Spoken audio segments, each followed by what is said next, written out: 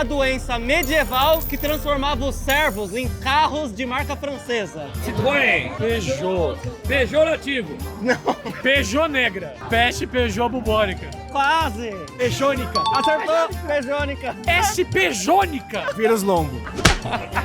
Eu sou quase o Cristóvão Colombo aqui. Qual o passatempo preferido de um católico no medieval? Queimar bruxa. Católico medieval? É. Nossa, eu sou muito ruim nisso, cara. Essa é difícil. Você pode brincar no papel. Palavra cruzada? Aê! Alguém acerta, né? Qual general romano era o melhor cliente das padarias do Império? Salada César. Olha, eu conheço o Adriano Imperador. Calígula. Padaria, aqui tem na padaria pão. Pôncio Pilatos. Quase, mas tá longe. Pão, imperador. Júlio César. Não, não era um imperador, era um general. Pompeu. Aê!